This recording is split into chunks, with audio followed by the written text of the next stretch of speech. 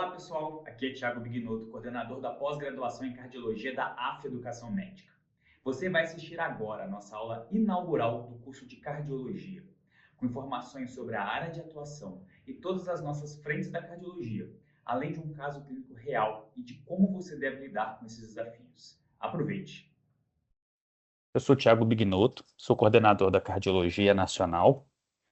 Também coordeno o curso de pós-graduação em Ecocardiografia Nacional e também coordeno o curso de Valvopatias, esse que só temos, por enquanto, unidade em São Paulo.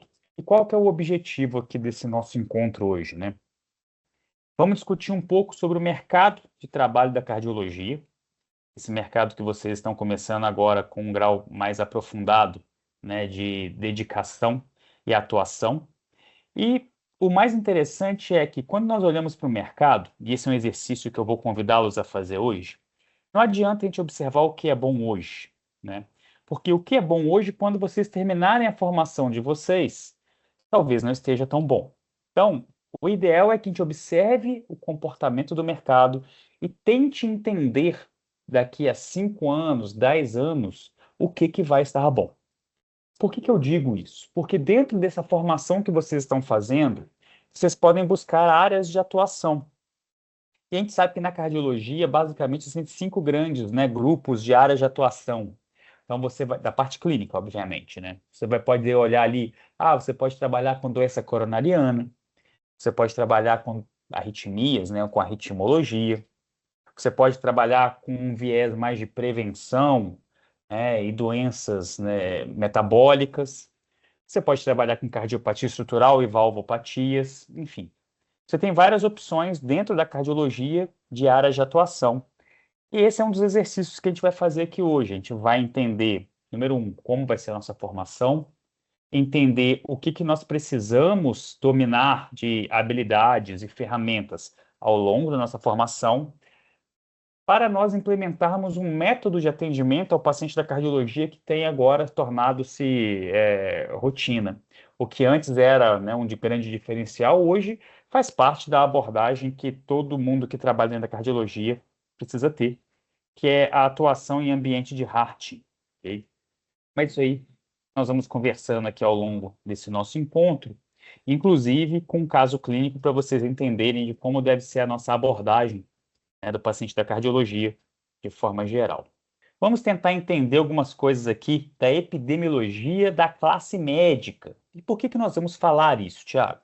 Porque agora eu vou começar a mostrar para vocês o retrato do mercado que nós vamos lidar e que nós já estamos lidando. Aqui é uma publicação de 2018 do CFM, que mostra para a gente a distribuição do número de especialistas pelas áreas que eles atuam. E se vocês observarem aqui, mudou pouco a proporção, só aumentou o número absoluto, tá? Mas a percentagem continua muito próxima. Na época, nós tínhamos 15.500 cardiologistas titulados, aqui só vale titulação, tá? SBC, o RQE, tá? E nós ocupávamos, como cardiologistas, uma posição interessante. Se você observar de forma absoluta, nós estamos ali, ó, 4, 6, em oitavo lugar, tá? Só que eu chamo a atenção para os senhores que, dentro das especialidades clínicas, a cardiologia é a primeira. Acima da cardiologia, nós temos apenas especialidades de acesso direto ou especialidades que são pré-requisito. Então, por exemplo, clínica médica, cirurgia geral são pré-requisitos, então tem uma quantidade maior de especialistas. E as de acesso direto, pediatria, ginecologia e obstetrícia, anestesia, ortopedia e medicina do trabalho, que também, durante um bom tempo, era acesso direto. Okay? E aí vem a cardiologia. Qual que é o recado que nós temos? Que dentro das especialidades clínicas, a que mais tem profissional é a cardiologia. Okay? E mais do que isso, existem outras especialidades que dividem o mercado com a gente. Eu nem trouxe aqui a endocrinologia, para vocês não ficarem chateados já de cara, mas, por exemplo, a geriatria, com quase 2.000, né, especialistas em 2018, divide o nosso mercado de trabalho também, né? Atendendo pacientes geriátricos que, na grande e imensa maioria das vezes, têm várias cardiopatias associadas. Então, é um mercado de trabalho muito acirrado. É um mercado de trabalho onde você precisa estar diferenciado. Você tem que apresentar e atuar numa área diferenciada, uma área onde nem todo mundo consegue ter domínio e conforto para atuar. Essa é a primeira informação que a gente tira aqui dessa avaliação. Tiago, essa proporção mudou? Não, a proporção não. Mas hoje a gente está chegando aí perto dos seus 22, 23 mil especialistas em cardiologia, mas mantém a nossa posição ali como a primeira, né, especialidade dentro das especialidades clínicas que nós temos. Agora vamos tentar entender um pouquinho mais, né, do perfil do paciente que a gente atende. Então vamos lá. Doenças cardiovasculares são a causa número 1 de morte no Brasil. Isso talvez tenha motivado uma série de médicos, né, a se especializarem nessa área, já que tem muito paciente. E doença arterial coronariana foi a principal causa de morte no país, seguida de AVC, quando a gente faz um recorte, lá da década de 90 até agora nos anos aí 2020, tá? A prevalência de doença cardiovascular na população, vejam bem, 6,1% da população. Então, se você imaginar que você tem 100 pessoas avaliadas aleatoriamente, 6 delas têm doença cardiovascular. E esse número vem crescendo, né, da década de 90 para cá, por causa do crescimento populacional e também do envelhecimento. A gente sabe lá desde o ensino médio, né, que o Brasil vem passando por uma mudança naquela pirâmide etária que a gente está acostumado a avaliar. Quando nós observamos, né, o número de doença distribuído por região, a gente tem a impressão até que melhorou, né, que a gente diminuiu o número de doenças. Na verdade, nós estamos evoluindo com uma qualidade de atendimento melhor, então nós estamos controlando melhor as doenças cardiovasculares, o que não quer dizer que elas estão diminuindo de quantidade, né, que é uma informação interessante. Entre 2015 e 2050, a gente vai ter pessoas no mundo com mais de 60 anos correspondendo a 22% da população. Então, se nós observarmos, nós temos quase um quarto da população acima de 60 anos. Em 2020, né, ano da pandemia, o número de pessoas com 60 anos superou o número de crianças com menos de 5 anos no mundo. Então, o envelhecimento ele é global, o que não é diferente no nosso país. Em 2050, seja uma previsão, 80% dos indivíduos que são considerados idosos, acima de 60 anos, vão viver em países de renda baixa e renda média. E se vocês observarem o mundo que vocês estão vivendo, o Brasil é um país de renda baixa e média. Então, vai ser uma realidade nossa conviver com pacientes idosos. E pacientes idosos são pacientes com doenças cardiovasculares, até que se prove o contrário. E nós estamos acompanhando um crescimento de procedimentos cardiovasculares, tanto clínicos como cirúrgicos, ok? Pagos. O que significa isso? Significa que a assistência de saúde ela tem propiciado uma série de tratamentos que estão trazendo os pacientes para serem tratados, que é exatamente aquele mapa que eu mostrei para vocês. Isso tem, obviamente, né, oferecido oportunidades de mercado e também uma melhora de assistência em saúde. Atualmente, hoje, o retrato é que os gastos estão maiores em pacientes com insuficiência cardíaca, doenças cerebrovasculares e síndrome coronariana aguda. Hospitalização para tratar, né, para fazer intervenção coronariana percutânea, que é a angioplastia, aumentou significativamente nas últimas décadas. Na década de 90 foi quando esse procedimento veio para o Brasil e foi ganhando força. E nesses últimos 30 anos aí que nós acompanhamos, o número de angioplastias vem crescendo porque tornou-se, né, um método já maduro, já consolidado na mente do cardiologista. Não há um cardiologista ou não há um médico que trabalhe na área da cardiologia que não saiba que exista angioplastia e que não busque o conhecimento de quando indicar uma angioplastia de forma adequada, porque já é um tratamento consolidado, já é um tratamento que foi validado do ponto de vista clínico. Então, aquela onda do conhecimento da doença coronariana que motivou, né, tanta pesquisa, hoje encontra-se no momento maduro. Por isso que hoje nós temos tanta angioplastia, né, sendo executada no nosso meio. Em contrapartida, o que muita gente pensou de forma errada, de que os procedimentos cirúrgicos iriam acabar ou iriam diminuir, isso não aconteceu. Eles permanecem estáveis, porque a gente passa a conhecer mais a doença, a gente passa a tratar mais doentes com aquela patologia, mas nós entendemos que aquele método de tratamento, como por exemplo a cirurgia, ele não é suplantado com as novas tecnologias, ele também é utilizado. E eu tenho uns gráficos para poder mostrar isso para vocês. Olha aqui. Esse é um gráfico norte-americano, tá? E aí, uma leitura que a gente pode fazer é que o que a gente vê nos Estados Unidos acontece no Brasil com delta de tempo depois. Então, geralmente, aí, seus 20 anos depois, a gente vê essa realidade acontecendo nos Estados Unidos. Nos Estados Unidos, se você acompanhasse pacientes que eram submetidos à troca valvar aórtica cirúrgica, você tinha ali um número perto de 10.000, 10.500 pacientes por ano que eram submetidos a essa abordagem. Em 2009, que foi o ano que começou essa avaliação, começou a ter também a possibilidade dos pacientes serem submetidos à troca transcatéter, o TAV, né? Seria uma abordagem hemodinâmica, intervencionista, da válvula aórtica. Então, todo mundo pensou, meu Deus, agora ninguém mais vai operar válvula aórtica, todo mundo vai ficar trocando por catéter. E aí, em 2013, foi a primeira vez que nós tivemos nos Estados Unidos mais abordagem transcatéter percutânea, que é o TAV, quando comparado à cirurgia. E aí todo mundo entrou em pânico, o cirurgião achando que ia acabar o emprego dele. E se vocês observarem, em 2016, comparado com os outros anos antes, a cirurgia não perdeu o número absoluto de intervenções. Em torno de 9.500 a 10.000 pacientes por ano continuam sendo submetidos à cirurgia convencional. A diferença é que agora eu tenho uma nova ferramenta para propor tratamento aos pacientes que antes não estavam na janela terapêutica. Então, hoje nós temos 17.000 pacientes, 17.100 pacientes, que podem ser tratados por via transcatéter e que antes não eram tratados, eram acompanhados do ponto de vista clínico e tinham um desfecho que hoje nós conhecemos, que era muito ruim. Os mesmos pacientes que antes eram operados continuam sendo operados.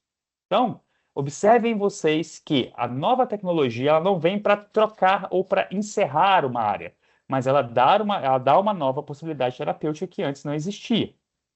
Trazendo para o Brasil e olhando doença coronariana, repara a nossa linha cinza aqui, que ela é uma linha que mostra angioplastia coronariana. E se você observar a linha amarela, ela tem um comportamento muito semelhante ao slide anterior norte-americano. Só que lá era doença valvar aórtica. Aqui é doença coronariana.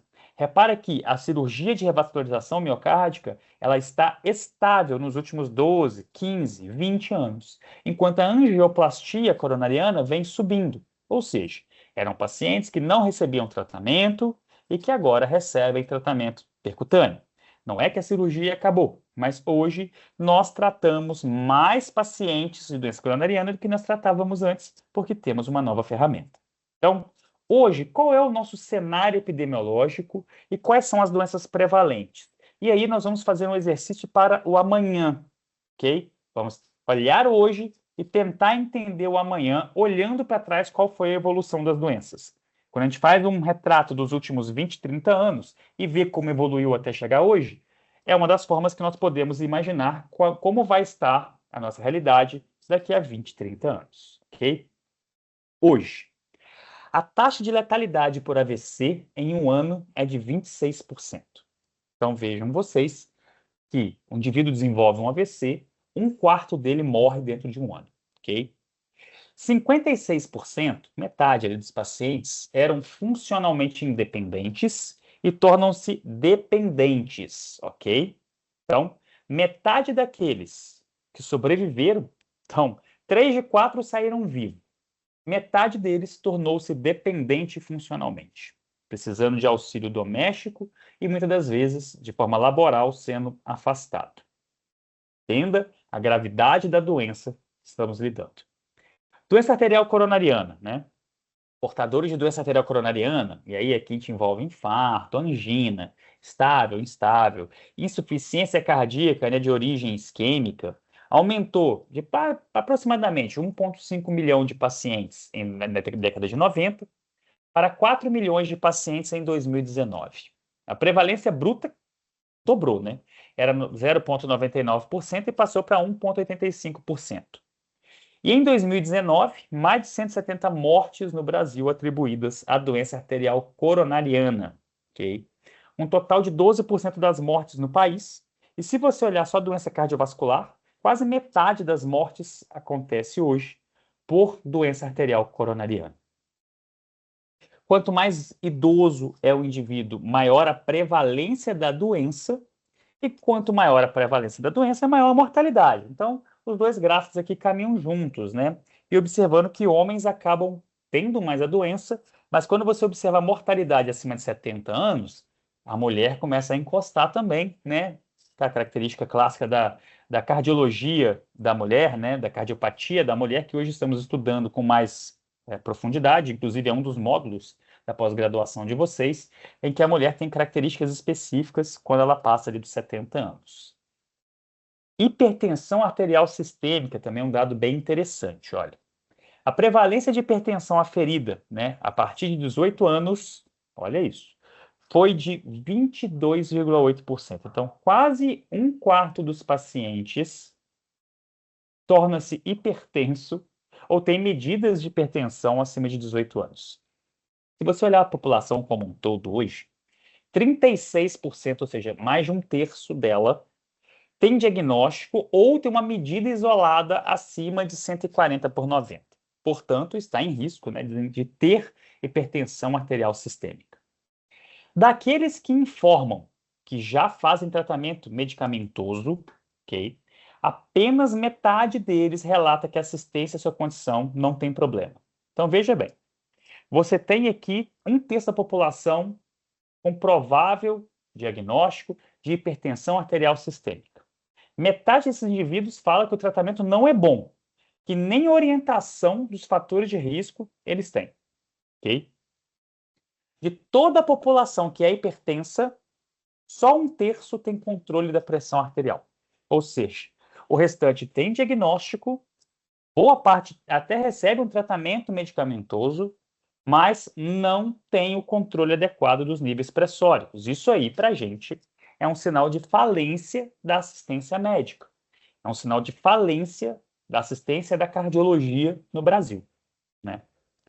E a gente sabe que uma série de doenças são combinadas e atuam sinergicamente de forma negativa, né? Uma proporção aí considerável da hipertensão arterial é atribuída à obesidade, né? A gente sabe que aí próximo de 18% desses indivíduos são hipertensos, basicamente por serem obesos. E a obesidade é uma patologia que por si só merece tratamento. E mais uma vez, eu volto naquele slide, né, onde eu mostro as especialidades que atendem e atuam em áreas semelhantes. E aqui nós temos a endocrinologia tendo um papel muito importante no atendimento à obesidade, como também a cardiologia tem. Então, é um mercado também que você precisa ter um diferencial caso você queira atuar nele, né?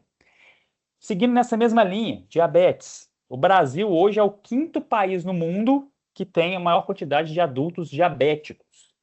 A gente tem aí ao redor de 17 milhões de indivíduos com diagnóstico de diabetes, e muitos deles são descobertos aleatoriamente, né? 46% deles desconhecia ser portador de diabetes, portanto não faz o tratamento, né? E se você olha o diagnóstico de pré-diabetes, que por mais questionável que esse nome seja, né, de pré-diabetes, mas vamos trazer aqui uma ideia de alterações metabólicas, né, da glicose. Você tem aí mais 15 milhões de pessoas com esse comportamento no Brasil. Então, se você somar aqueles que já são diabéticos com aqueles que estão caminhando a passos largos para tornar-se diabético, mas que já apresentam alterações metabólicas da glicose, a gente tem mais de 30 milhões de pessoas, tá? E a gente sabe aí que a mortalidade cardiovascular atribuível ao diabetes, né, em todas as idades no Brasil, vem aumentando absolutamente. Sedentarismo, obesidade, alimentação inadequada, culminando com esses desfechos que nós conhecemos. A gente tem aí 51 mil mortes na década de 90, chegando a quase 81 mil mortes ano, agora em 2019, atribuídas ao diabetes no nosso país. E a insuficiência cardíaca, que é a via final de toda a cardiopatia, então qualquer cardiopatia que nós estejamos acompanhando e que não seja adequadamente tratada, a via final é a insuficiência cardíaca, tá? Esse é um tema tão interessante que até o diagnóstico de insuficiência cardíaca é um diagnóstico que hoje nós entendemos de uma forma bem mais complexa do que era antes, né? Vocês que devem estar acompanhando aí também, né, a evolução dessa forma de abordagem, Antes da cardíaca, o pessoal já tinha na cabeça a ideia da fração de ejeção reduzida. E hoje a gente sabe que não é assim, né? A gente sabe que tem a insuficiência cardíaca com fração de ejeção reduzida, mas também existe insuficiência cardíaca com fração de ejeção preservada, a famosa CFEP, e que aí mudou um pouco o nosso entendimento do que é insuficiência cardíaca, do ponto de vista de fisiopatologia. Mas esse é um assunto que vocês vão se aprofundar no módulo de insuficiência cardíaca, ok? Que vocês vão passar aí na formação de vocês. E também vão aprender bastante no módulo de miocardiopatias, que também tem, né, um acesso e um viés muito forte para esse entendimento de fisiopatologia. Mas aqui, com o nosso olho epidemiológico e falando em mercado de trabalho, a gente tem aí uma prevalência de cardiomiopatias que passou de menos de 60 mil na década de 90 para mais de 160 mil em 2019, né? E principalmente devido ao crescimento, envelhecimento populacional, maior quantidade de doença cardiovascular, que, como eu disse para vocês, culmina na insuficiência cardíaca. Mais de 3 milhões de hospitalizações por insuficiência cardíaca de 2008 a 2019, e esse número representa aí 1/3 de todas as internações hospitalares clínicas relacionadas a condições cardiovasculares. O que não é difícil de se imaginar, né? Afinal de contas, é a via final, são pacientes mais graves, com a doença mais avançada e que, de forma geral, apresentam uma sintomatologia mais exuberante e também desfechos de mortalidade importantes. A gente não tem o hábito, né, de ter na nossa mente essa visão, mas, por exemplo, a mortalidade de um paciente com insuficiência cardíaca e fração de ejeção reduzida, ela é semelhante ao de um câncer de pulmão. Então você se pergunta, em 3 anos, quantos pacientes com câncer de pulmão estarão vivos? Isso aí assusta tanto a população como médicos, né? Insuficiência cardíaca com queda de fração de ejeção tem a mesma casuística. Menos de 40% dos indivíduos estão vivos depois de 3 anos. Igual câncer de pulmão. Só que nós temos, né, o viés, o vício mental de achar que câncer de pulmão mata muito mais do que insuficiência cardíaca, e isso não é uma verdade. O pagamento direto, né, por assistência ao tratamento de insuficiência cardíaca vem aumentando, aumentou em mais de 30% ao longo desses anos. Em números absolutos, a gente está lidando aí com mais de 360 milhões de reais destinados ao tratamento de insuficiência cardíaca, né? É responsável, sem sombra de dúvidas, pela maioria dos custos de tratamento hospitalar de doenças cardiovasculares que nós temos atualmente. Então, entendam que hoje a insuficiência cardíaca é uma baita área de atuação. Aqui a gente traz alguns dados interessantes, mostrando, né, que o número de pacientes com insuficiência cardíaca está ali sempre acima de 250 mil, 300 mil indivíduos, e que nós temos aí um aumento, né, da quantidade de doença cerebrovascular, chegando ali a dividir, né, o nosso top 2 de intercorrências, internação e gasto em saúde na nossa área. Quando a gente fala em doença valvar, a gente tem aí também no nosso imaginário da cardiologia um grande bloqueio. Muitas pessoas têm muito medo de doença valvar por conhecer pouco o comportamento dessas doenças e por não dominar a forma como essas doenças evoluem. E ficava na nossa cabeça que doença valvar era igual a doença reumática, né? Que dominava os nossos ambulatórios de cardiologia na década de 90. Quando a gente estuda um pouco mais a fundo isso, a gente vê que a prevalência da doença reumática está estável, da década de 90 até agora, tá? Mas nós estamos acompanhando um aumento substancial do que nós chamamos de doença valvar não reumática, especialmente em idosos e homens. E se vocês observarem, né, a nossa pirâmide, a nossa população está envelhecendo. Então, mais de 50% dessas doenças aumentaram em suas prevalências. Quando a gente olha só a estenose valvar aórtica calcífica, a gente teve um aumento aí de mais de 200%. Tá? Isso aí é um reflexo direto do impacto do envelhecimento populacional que nós estamos acompanhando. Então, ainda é uma situação importante a doença cardíaca reumática, tá? A gente não discute isso. Ela é prevalente, principalmente em centros que não têm desenvolvimento socioeconômico, né, muito avançado. É responsável por metade das cirurgias valvares no sistema público de saúde e, obviamente, tem uma grande mortalidade hospitalar, porque, em geral, é uma doença multivalvar, são pacientes que demoram para fazer diagnóstico, têm uma assistência longe do que é considerado ideal, né? São pacientes mais graves. A doença subclínica, a cardiopatia reumática subclínica, mantém-se em níveis alarmantes. Um trabalho recente na pandemia mostrou que 4,5% dos jovens de escolas públicas de São Paulo apresentavam sinais de cardiopatia reumática, então nós chamávamos isso de doença subclínica, que são pacientes que invariavelmente podem evoluir com valvopatias severas ao longo dos anos. Então, a gente sabe que existe a doença valvar de origem reumática, ela está estável e ela vai continuar prevalente nos próximos anos, porque as crianças de hoje em dia já mostram sinais.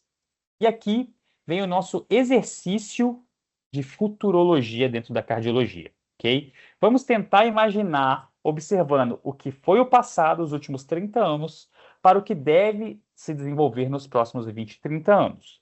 E dentro desse foco, a cardiopatia estrutural talvez seja a bola da vez. E eu vou explicar o porquê disso. Quando nós observamos os últimos 20 anos, as publicações relevantes em cardiologia das grandes revistas, JACC, Heart, American Heart, Sociedade Europeia, cardiopatia estrutural é o maior volume de publicações, portanto, sinaliza que é a doença dentro da cardiologia mais estudada.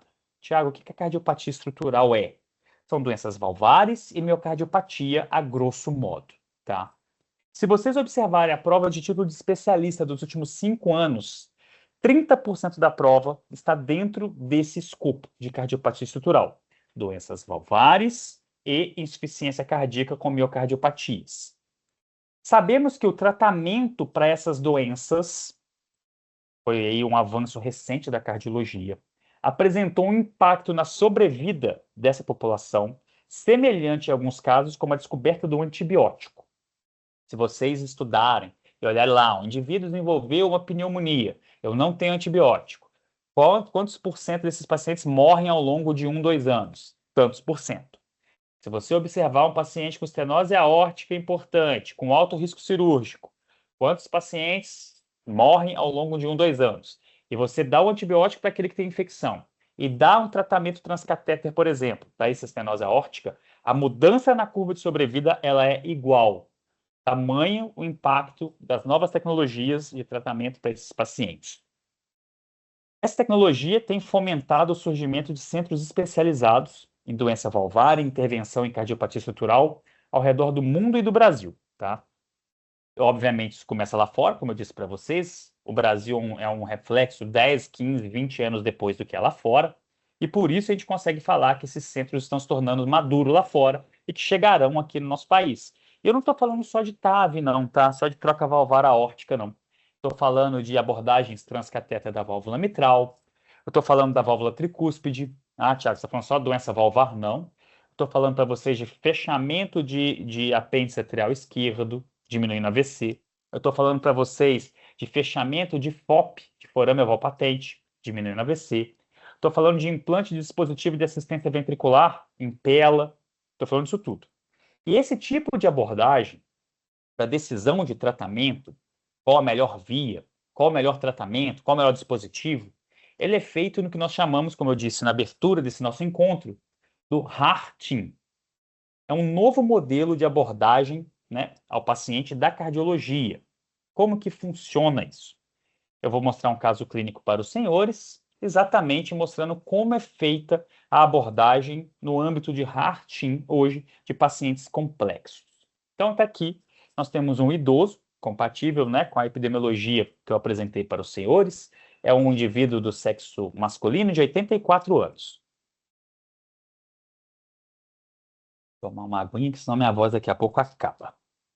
Ele tem de comorbidades hipertensão arterial sistêmica, dislipidemia, ex-tabagista com a carga tabágica de 60 anos maço, tem uma doença arterial coronariana, se vocês observarem aqui o descritivo, né, diagonal com 60% proximal, descendente anterior com 40% em terço médio e CX com 40% distal, a princípio, nada que me motive uma intervenção percutânea para esse paciente.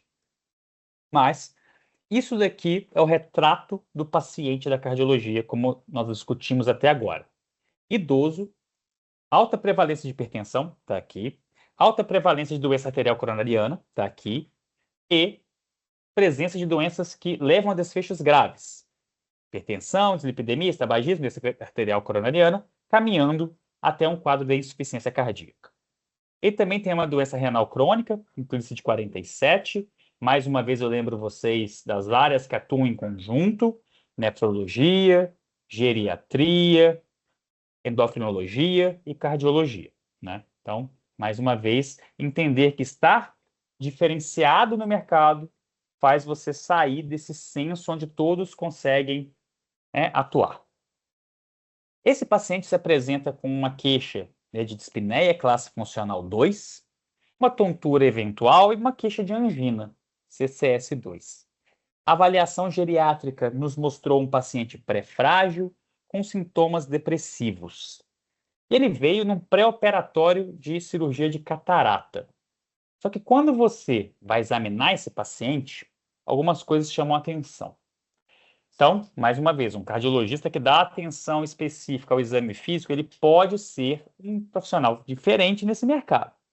Ele tem um ritmo cardíaco regular, 3 tempos, presença de quarta bulha. Um sopro sistólico ele é rude, em crescendo e decrescendo, e quem aqui já domina, né, semiologia propedêutica já começou a imaginar uma possibilidade patológica. Tem um pico tardio, esse sopro. Ele tem um timbre agudo na ponta do coração, no foco mitral, também em formato de diamante, e esse sopro irradia para as carótidas. Aqui você já levanta umas hipóteses diagnósticas, mas quando você parte agora, né, para entender o que você está encontrando, e aqui eu trago a representação, o diagrama dessa ausculta, primeira, segunda bulha, né, a presença do sopro em diamante com o pico tardio, aqui a gente já tem essa leitura do que pode ser. E a avaliação ecocardiográfica beira-leito, que hoje nós temos como uma rotina, com, né, a presença da pós-graduação em ecocardiografia, a presença de ecocardiografia no ambulatório da cardiologia já é uma realidade. Alguns centros já têm, como São Paulo, Porto Alegre, eu acho que também já tem, Salvador. Agora, basicamente, todos quase vão ter, porque vai ter, né, a pós-graduação de ecocardiografia junto. Mas você, quando está fazendo cardiologia clínica, já vai ter o conhecimento para interpretar o exame. Você não vai fazer, mas vai interpretar o exame. E aí você vai saber olhar aqui essa janela e vai falar, olha, existe aqui, né, uma presença de uma calcificação na válvula aórtica, existe uma possibilidade de uma queda de fração de ejeção aqui nesse ventrículo esquerdo, e você observando o estudo hemodinâmico da válvula aórtica aqui do lado, você percebe que você tem sim um gradiente sistólico aumentado, compatível com o seu exame físico, compatível com as comorbidades que seu paciente tem. E aí você consegue fechar o diagnóstico, né, de estenose aórtica calcífica, como eu falei para vocês. Idoso, comorbidades, queixas de insuficiência cardíaca e um exame físico compatível com estenose aórtica, o que nos dá um diagnóstico de cardiopatia estrutural. Nesse momento, você se pergunta: qual é a melhor decisão terapêutica para esse paciente? Quais são as possibilidades que eu tenho? Tradicionalmente, eu posso encaminhar esse paciente para uma cirurgia convencional que troca a valvar aórtica. Eu vou colocar uma prótese. Pela idade dele, provavelmente uma prótese biológica. Mas eu também sei que existe uma nova tecnologia, que é a abordagem transcatéter da válvula aórtica, chamada de TAV. E dentro do contexto do TAV, nós temos também possibilidade de colocar uma prótese ali. E aqui nós temos apenas próteses biológicas, que existem para a abordagem transcatéter. Então, a abordagem convencional, prótese biológica e mecânica, pela idade, provavelmente a mecânica não vai ser colocada. E a abordagem transcatéter, nós temos próteses biológicas. O que muda aqui é o mecanismo de entrega. Se ela é balão expansível, se ela é autoexpansível. E entendam, cada um desses dispositivos são diferentes. Nem todo TAV é igual, cada prótese tem suas qualidades, seus riscos e benefícios, e nem toda prótese biológica é igual, convencional. Nós temos próteses que nós chamamos de alta performance, próteses com dispositivos para expansão no futuro, próteses com tratamento específico do tecido para que ele tenha uma maior durabilidade. Então, a gente tem que conhecer um pouco mais desse mundo para poder fazer uma indicação correta. Da mesma forma que um dia você pode discutir, você indicar um stent convencional, um stent farmacológico, aqui você vai discutir, eu quero uma prótese balão expansível para abordagem transcatéter, por essa e essa razão. E é aí que entra o desenho do Harting, a decisão clínica compartilhada, onde não apenas um médico conduz o seu caso e simplesmente dá a conduta. Aqui, cada médico em sua área de atuação, ele vai contribuir com conhecimento e decisão clínica. Então, aqui você vai ter o cardiologista clínico, aqui você vai ter o intervencionista, aqui você vai ter o cirurgião cardíaco, aqui você vai ter o ecocardiografista, o especialista em imagens, como tomografia e ressonância. Em determinadas situações, até mesmo o médico da UTI, um neurologista, um infectologista, a depender da doença que você estiver lidando, ok? O desenho básico é esse que eu mostro para vocês aqui. Nós temos, então, o cardiologista clínico, o intervencionista, o cirurgião cardíaco, você tem um especialista em ecocardiografia, o especialista em tomografia e ressonância, e você tem, de preferência, um geriatra, quando nós estamos tratando um paciente com idade avançada, que a grande maioria das vezes é. Ok? Então, em geral, o cardiologista clínico hoje é o líder desse modelo. Não era no passado. Antes, o passado era o intervencionista, ele que decidia o tratamento e seguia. Hoje, não. O paciente é do cardiologista clínico, é ele que traz o paciente para esse ambiente de discussão e, junto de todas as opiniões, é ele que toma a melhor conduta ou a conduta que ele considera, né, mais adequada para esse paciente. Mas ele tem que dialogar com os outros profissionais dessa área. E aqui vem o grande diferencial. Quando você conhece uma especialidade, você consegue discutir com o profissional e tirar dali a melhor informação. Quando você não tem domínio naquela área, você simplesmente escuta, acredita e executa, o que nem sempre é a melhor opção para o seu paciente. Então, a formação hoje do cardiologista, ela tem que passar por essas outras áreas de atuação, para que ele possa sim ter conhecimento pleno e saber escolher a melhor conduta em um ambiente de decisão compartilhada. Então, o cardiologista clínico tem que ter conhecimento em imagem multimodalidade. O que é isso? Tomografia e ressonância. Ele tem que saber olhar essa tomografia aqui e ver que tem cálcio demais na via de saída do ventrículo esquerdo. E que uma série de tratamentos não são adequados nesse contexto aqui. Então, se você vai conversar no ambiente Harting e alguém indica nesse contexto uma prótese autoexpansível, TAVI, talvez não seja a melhor opção. Né? Você tem que saber interpretar o exame. Tiago, eu tenho que saber fazer o exame? Não, você tem que saber o que é importante nesse exame, o que tem impacto prognóstico na sua decisão clínica. Né? Você tem que saber olhar essa ressonância aqui, ó, e entender que essa insuficiência mitral aqui não parece ser muito grande e que ela é de etiologia funcional, que esse ventrículo esquerdo aqui está dilatado e é isso que está tracionando os folhetos, fazendo com que gere essa insuficiência mitral, que vocês podem ver aqui nessa imagem. Né? Você tem que saber quando solicitar uma complementação diagnóstica. Aqui eu trago para vocês a ecocardiografia tridimensional para avaliar a fração de ejeção. E a gente sabe que é um método mais sensível, mas nem todo centro vai ter. E que quando você tem acesso, às vezes é interessante você lançar a mão dessa complementação e saber discutir.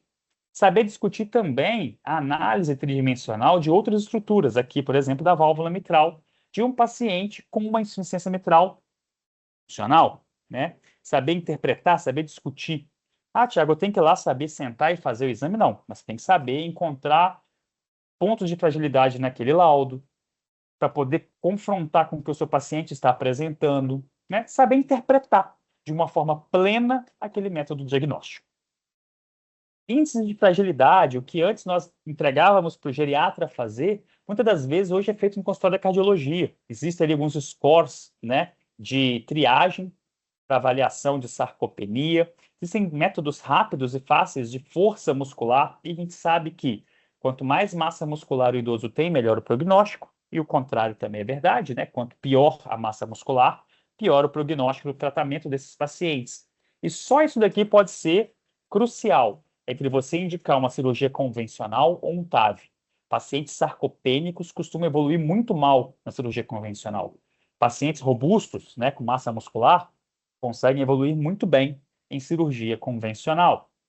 Saber orientar, né, o seu médico plantonista da UTI sobre alguns riscos inerentes àquele procedimento. Então, por exemplo, um paciente que tem bloqueio de ramo direito e vai implantar uma prótese valvar, tem uma chance aumentada de bloqueio necessitando de marca-passo. Então, você vai orientar, fala, olha, acho melhor você deixar um marca-passo provisório nesse paciente e manter uma vigilância de pelo menos 48 horas no ritmo dele, que ele tem uma chance aumentada de evoluir com bloqueio de ramo. A gente já viu aí histórias, né, de pacientes que bloqueiam, mesmo em unidade fechada, que tem desfechos aí complicados, né, com lesão neuronal e tudo mais. Então, são coisas complexas.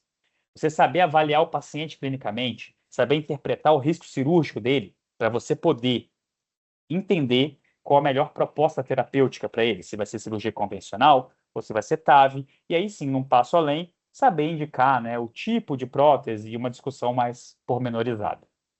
Aqui eu trago um exemplo para os senhores de uma prótese autoexpansível, TAV, que foi implantada num paciente que tinha muito cálcio na via de saída do ventrículo esquerdo. Isso aqui é uma simulação tridimensional, como vocês podem ver, e esse aqui foi o resultado final desse implante. Se vocês observarem, né, a prótese está muito deformada. E aqui foi necessário uma abordagem cirúrgica convencional em contexto agora de urgência, porque esse paciente piorou o gradiente dele, e você fez uma indicação inadequada, porque passou por vários níveis de discussão do Hartin, e ninguém que tinha domínio de todas as áreas soube interromper esse processo, né? Então, é função hoje do cardiologista clínico conhecer de fisiologia, saber entender e interpretar a história natural da doença com o que você está encontrando de manifestações físicas desse paciente. Saber interpretar o que é uma hipertensão arterial pulmonar mediante uma doença do lado esquerdo ou não, uma doença primária do lado direito. Então, essa é uma das ferramentas que o cardiologista clínico tem que dominar. Saber compreender as repercussões hemodinâmicas que ele encontra. Tudo tem que fazer sentido. Então, um paciente que evolui com miocardiopatia, qualquer que seja, mas com hipertrofia excêntrica, ele vai ter alterações no exame físico e nos exames complementares compatíveis com isso. Tudo tem que fazer parte da sua linha de raciocínio clínica, ok? Saber fazer um exame físico muito acurado. Muitas informações saem de um exame físico bem feito. Se você juntar a anamnese com o exame físico, né, qualquer livro aí de semiologia e propedêutica nos diz isso, mais de 90% do diagnóstico fica mais fácil de ser feito, né? Maior causa de diagnóstico inadequado é uma anamnese mal colhida. Se você associar, então, com um exame físico mal feito, é a receita ideal para o desastre dentro da medicina. Saber interpretar laudos e imagens de exame multimodalidade, a ressonância. Aqui, olha, é um exemplo clássico de uma ressonância de um paciente que tem um achado no exame físico chamado de Austin Flint. Tiago, o que é isso? É a regurgitação aórtica que bate no fleto anterior da válvula mitral e não deixa ela abrir. E aí você tem uma estenose mitral funcional. Aqui a imagem pausada a gente consegue ver bem isso, né? Saber escolher o melhor método. Não é porque é novo e está na moda que todo mundo vai se beneficiar de um TAV, por exemplo. Saber o momento certo de indicar e também saber lidar com as complicações. A gente sabe que dentro da cardiologia são 5 grandes complicações que você tem numa intervenção, seja cirúrgica, seja transcatéter, sangramento, acidente vascular cerebral, disfunção renal, necessidade de implantar marca-passo ou regurgitação paraprotética. Nós chamamos de leak paraprotético, né? Então, basicamente, era isso que nós devemos dominar atualmente, principalmente no modelo de Hartin. Bons estudos, bom momento para vocês se dedicarem, porque vai fazer a diferença para vocês nesse mercado de trabalho. Grande abraço e a gente vai se falando.